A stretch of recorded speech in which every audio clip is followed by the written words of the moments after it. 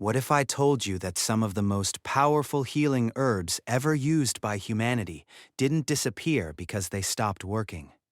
They disappeared because empires fell, libraries burned, and the knowledge that once lived in the hands of priests, healers, and desert wanderers got buried under 2,000 years of history. Most people don't know this, but while we're filling prescriptions for conditions our ancestors never suffered from, there are herbs mentioned in scripture, used in temples, traded along ancient spice roads, that modern science is only now beginning to understand. Herbs that worked then. Herbs that still work now. And today, I'm going to show you 20 of them that were lost for 2,000 years, and are finally coming back. Stick around, because number 14 on this list was so sacred in biblical Israel that only the high priest was allowed to handle it. And researchers just discovered it contains compounds that fight the exact bacteria behind some of today's most antibiotic-resistant infections. And number 19 was burned in the Temple of Solomon every single day for centuries. And neuroscientists have now confirmed why the ancients believed it cleared the mind and lifted the spirit. Make sure you hit that subscribe button because every week we bring you ancient wisdom that modern science is finally catching up to. And you don't want to miss what's coming. All right, here are 20 biblical herbs that were lost for 2,000 years, ranked from remarkable to absolutely staggering. Number 1. Hyssop. The purification herb. Hyssop appears in some of the most dramatic moments in all of Scripture. In Exodus 12:22, the Israelites used a bundle of hyssop to brush lamb's blood over their doorposts on the night of Passover. In Psalm 51:7, David cries out, "Purge me with hyssop and I shall be clean." And at the crucifixion in John 19:29, a sponge soaked in vinegar was lifted to Jesus on a branch of hyssop. 3 pivotal moments, the same plant. That is not coincidence. Hyssop, Hyssopicofficinalis, is a woody herb in the mint family that grows wild across the Middle East and Mediterranean. And here is what modern science has confirmed. Hyssop contains powerful volatile oils including pinocamphone and isopinocamphone with genuine antimicrobial and antiviral properties. Studies show hyssop extracts are active against herpes simplex virus, respiratory infections, and a range of bacteria. The traditional use is straightforward.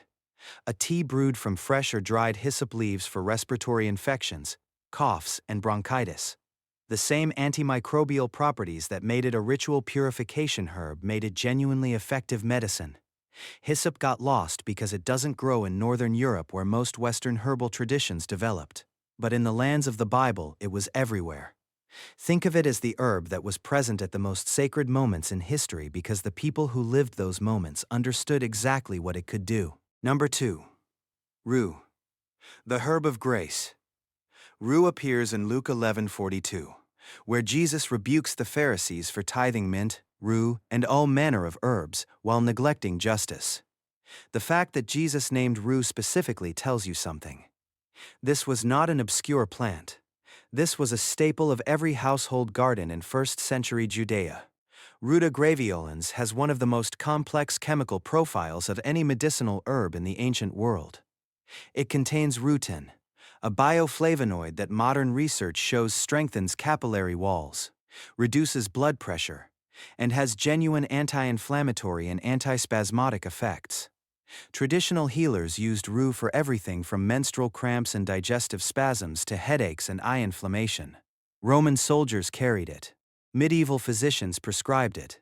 Then it faded, partly because it requires careful handling in large amounts, partly because pharmaceutical medicine replaced it with synthetic alternatives. But for circulatory support and inflammation, rue offers what it has always offered: ancient biochemistry that still works. Number 3. Wormwood.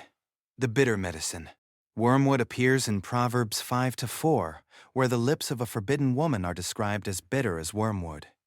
In Revelation 8:11, a star called wormwood poisons the waters of the earth. The ancients chose wormwood as a symbol of bitterness and suffering because they knew exactly how bitter it was. They used it every day. Artemisia absinthium has been used as a medicinal herb for over 4,000 years across the Middle East, Mediterranean, and North Africa. Modern research has validated what ancient healers knew.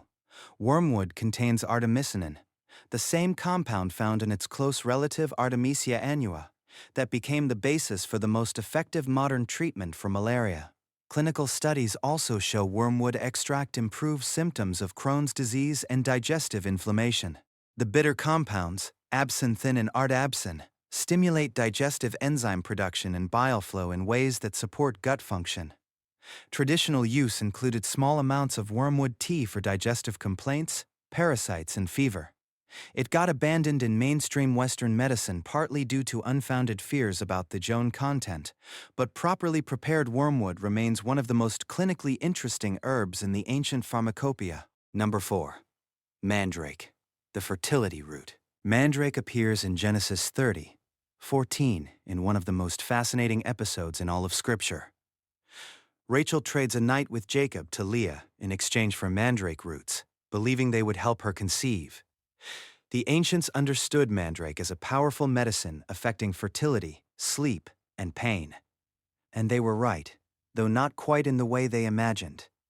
Mandragora officinarum contains tropane alkaloids including scopolamine and hyoscyamine, compounds with genuine pharmacological activity.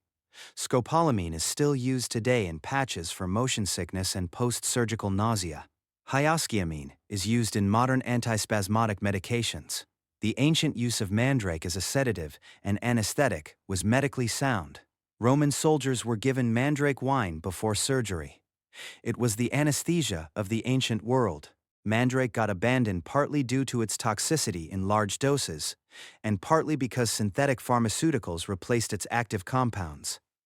But the story of Rachel and Leah trading for mandrake roots is really a story about a plant so medically valuable that women were willing to trade everything for it. Number 5.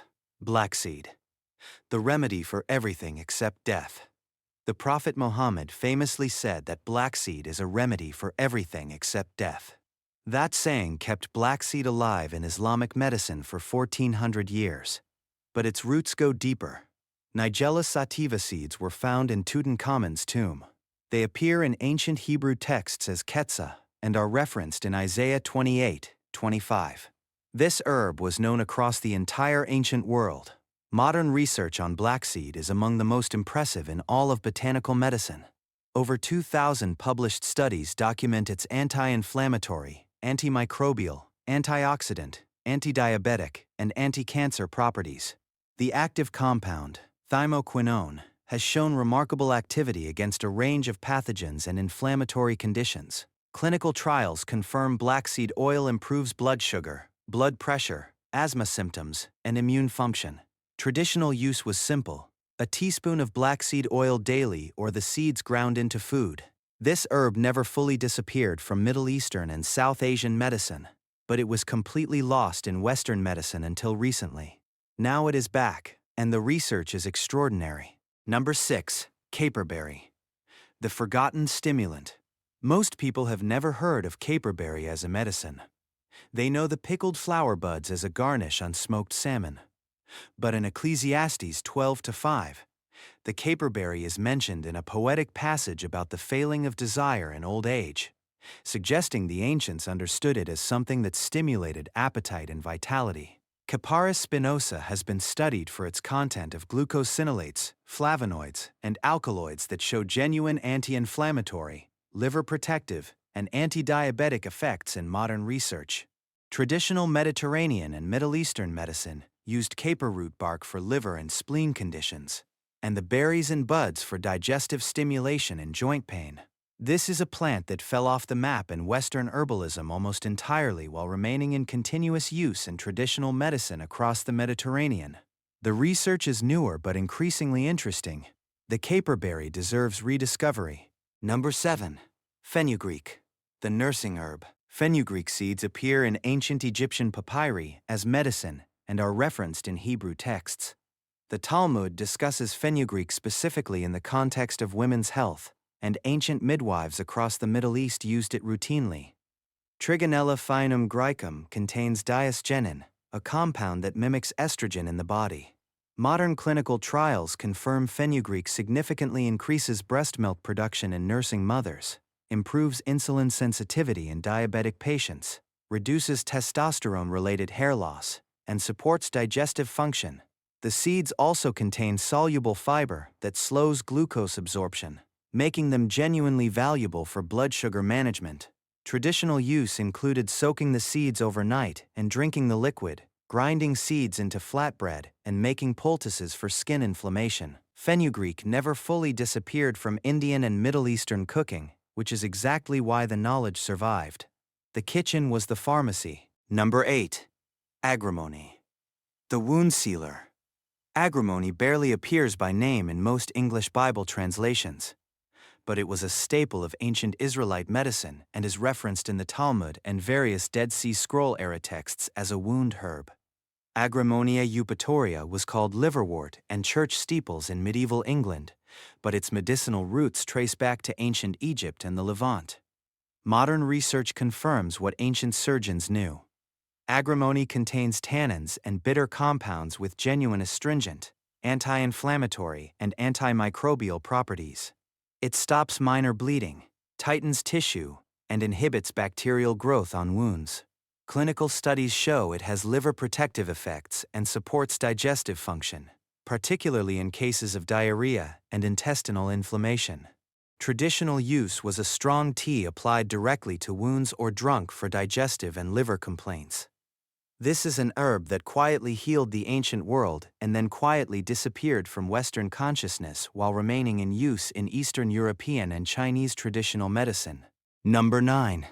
Spikenard, the ointment of sacrifice. Few herbs carry the emotional weight in Scripture that spikenard does. In John 12:3, Mary of Bethany breaks open an alabaster jar of pure nard and anoints Jesus' feet, wiping them with her hair. The disciples are scandalized.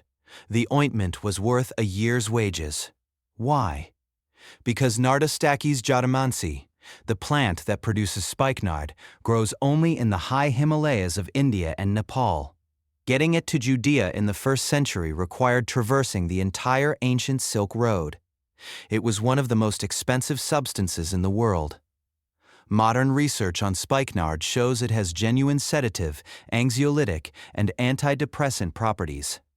Studies confirm it works on the central nervous system similarly to benzodiazepines but without dependency. It also has antimicrobial and anti-inflammatory effects on the skin. Traditional Ayurvedic medicine used spikenard root for anxiety, insomnia, and skin conditions. The reason Mary's act was so dramatic wasn't just devotion. It was the sacrifice of a medicine so precious it represented an entire year of human labor. Spikenard offers what it has always offered: deep calming and skin healing that is simply unavailable from anything synthetic. Number 10. Storax, the incense that healed.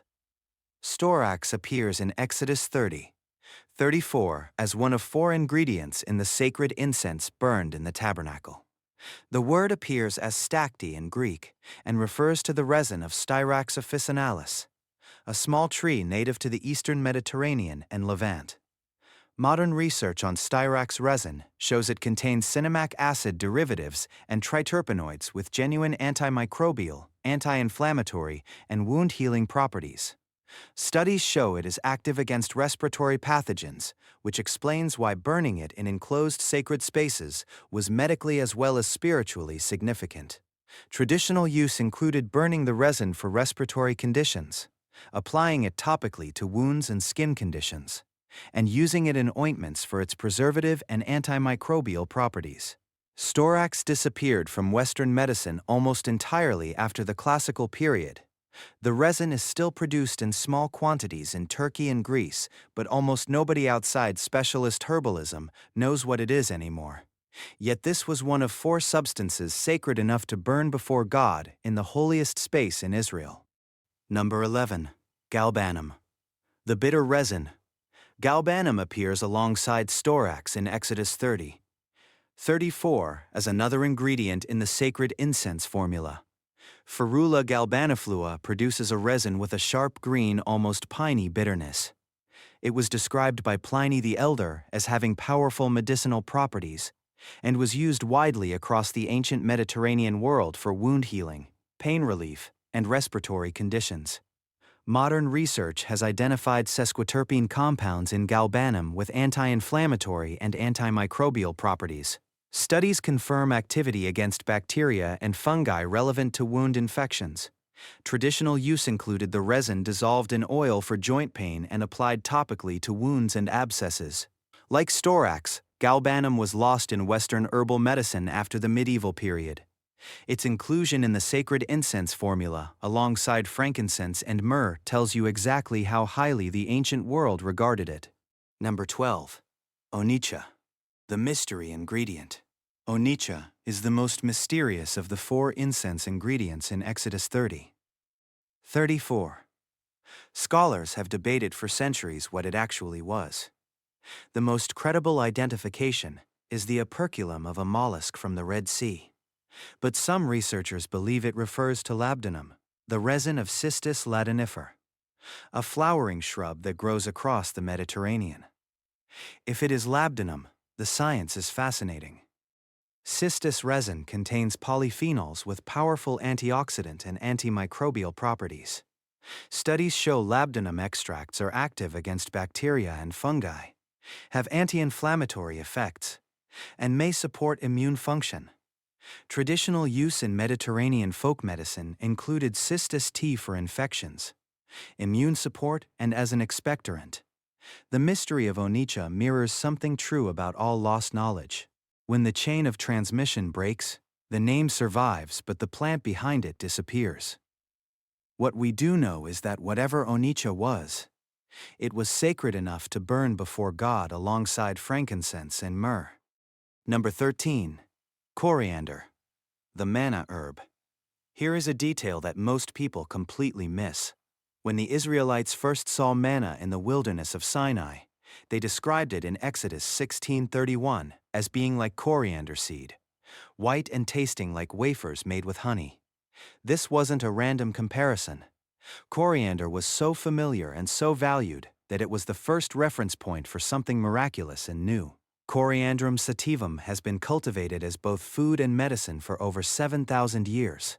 Modern research confirms coriander seeds and leaves contain compounds with genuine anti-anxiety, blood sugar lowering, antimicrobial and digestive properties.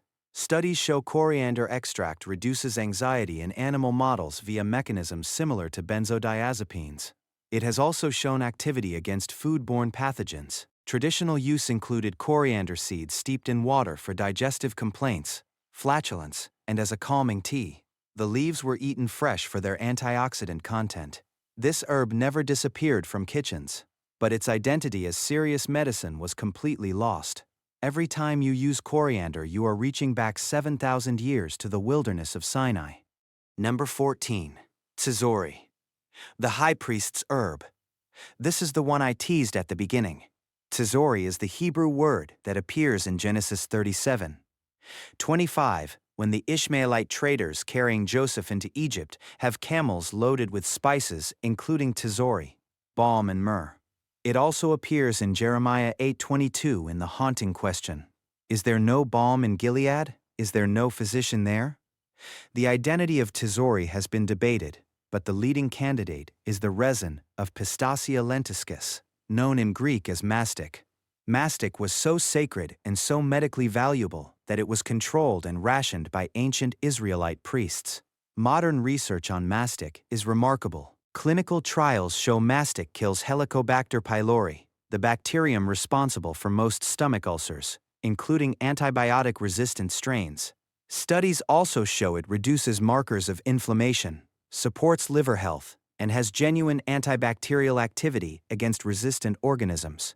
This is the research I mentioned at the beginning, a biblically sacred resin that fights the exact bacteria behind today's most treatment-resistant digestive infections. Traditional use included chewing the resin directly for oral health and digestive complaints. Greek islanders on Chios have been doing this continuously for 3,000 years. The rest of the world forgot. Number 15. Bitter herbs, the Passover medicine. In Exodus 12:8, God instructs the Israelites to eat the Passover lamb with unleavened bread and bitter herbs. Most people interpret this as purely ceremonial, but the plants classified as bitter herbs in ancient Israelite tradition included chicory, endive, dandelion, horseradish, and lettuce. Every single one of these plants contains bitter compounds called sesquiterpene lactones that modern research shows stimulate bile production, support liver detoxification, feed beneficial gut bacteria, and have anti-inflammatory effects. The Passover meal was not just a memorial, it was a clinical detoxification protocol eaten at the start of spring, exactly when the body most needs digestive support after a winter of preserved foods. The tradition survived. The medical understanding behind it was lost completely. Number 16. Pomegranate rind. The forgotten antibiotic. Everyone knows pomegranate. It appears throughout Scripture from Song of Solomon to Numbers to Deuteronomy. The fruit is well studied, and the antioxidant content of pomegranate juice is well documented. But nobody talks about the rind. In ancient medicine, it was the rind, not the juice, that was the serious medicine. Punica granatum rind contains ellagic acid, punicalagens, and tannins in concentrations far higher than the fruit itself. Modern research shows pomegranate rind extract is active against a remarkable range of bacteria, including E. coli, Staphylococcus aureus, and Salmonella species. Studies demonstrate it has antiparasitic, antifungal, and antiviral activity. Ancient physicians across the Middle East used dried pomegranate rind as a primary treatment for intestinal parasites, diarrhea, and infections. The rind was dried, powdered, and taken in water. It was one of the most important medicines in the ancient Levantine pharmacopoeia, and it has been completely forgotten in the West, while the decorative fruit sits on every kitchen counter. Number 17. Balm of Gilead buds. The respiratory healer. There is a second plant that has borrowed the name Balm of Gilead, and it deserves its own entry. Populus balsamifera, the balsam poplar, produces resin-coated buds in early spring that North American indigenous healers and later settlers harvested for respiratory and wound medicine. When European settlers encountered this tree, they named it Balm of Gilead after the biblical resin, because it smelled and healed so similarly. The resin from the buds contains salicin, the same compound that aspirin is derived from, along with populin and caffeic acid esters with genuine anti-inflammatory and antimicrobial properties. Traditional use included infusing the buds in oil for chest rubs and topical wound salves, and making tinctures for coughs and respiratory infections. The connection to the biblical Balm of Gilead is not just poetic. It reflects a recognition by early herbalists that some healing properties transcend geography. This is medicine that worked in ancient Gilead and in the forests of North America for the same reason. Nature found the same solution twice. Number 18. Styrax benzoin. The healing smoke. Benzoin resin from styrax benzoin trees of Southeast Asia arrived in the ancient Near East along the Silk Road and became incorporated into late biblical-era medicine and incense traditions. It is referenced in various ancient Jewish and early Christian liturgical texts as a component of sacred burning preparations. Modern research on benzoin shows it contains benzoic acid and cinnamic acid derivatives with strong antimicrobial and anti-inflammatory properties. Studies confirm it is active against skin pathogens, supports wound healing, and has genuine expectorant effects when the smoke is inhaled. Traditional use included burning the resin for respiratory infections, applying the tincture, known commercially as Friar's Balsam, to wounds and skin ulcers, and using it as a preservative in ointments. Friar's Balsam, a tincture of benzoin, was used in hospitals across the world until the mid-20th century. It worked because benzoin actually works. Then it was replaced by synthetic antiseptics and promptly forgotten. Number 19. Sacred frankincense smoke. The neuroscience of prayer. This is the one I teased at the beginning. You already know frankincense is a healing resin. But this entry is specifically about what happens when you burn it. In Exodus 30:1, God commands Moses to build an altar specifically for burning incense. Frankincense was burned in the Temple of Solomon every single morning and every single evening without exception for centuries. Neuroscientists at Johns Hopkins and Hebrew University published a study showing that incensol acetate, a compound released specifically when frankincense resin is burned, activates a protein channel in the brain called TRPV3. This channel is involved in the perception of warmth and has significant effects on anxiety and depression when activated. In plain language, burning frankincense produces a measurable, pharmacologically active effect on the human brain that reduces anxiety and elevates mood. The ancients who burned incense in sacred spaces twice every day were not merely performing ritual. They were administering a medicine that lifted the spirit in the most literal neurochemical sense. This knowledge was not lost because it stopped working. It was lost because it became purely ceremonial, and the medical understanding behind it was forgotten.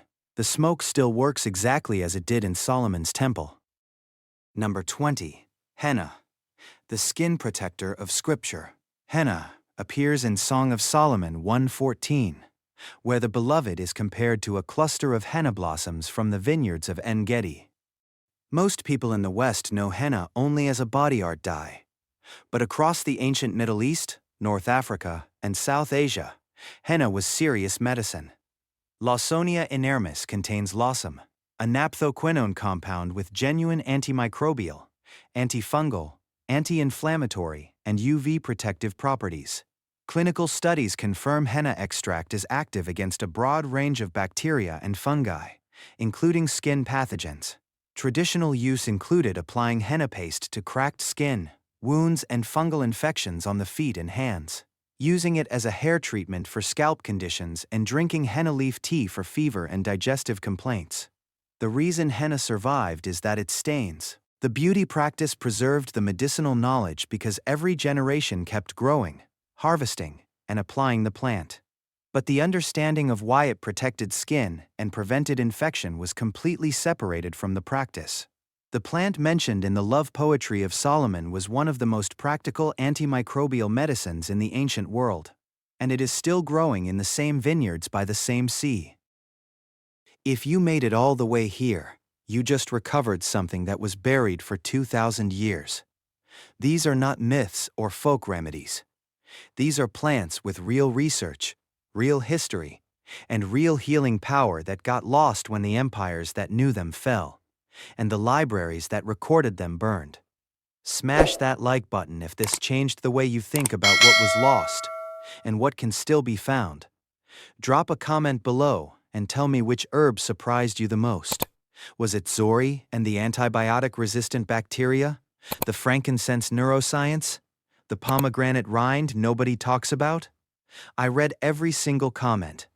And if you haven't subscribed to Unpacking Simple Thing History yet, hit that button now and ring the notification bell. Every week we bring back something that was lost, and there is so much more still to find.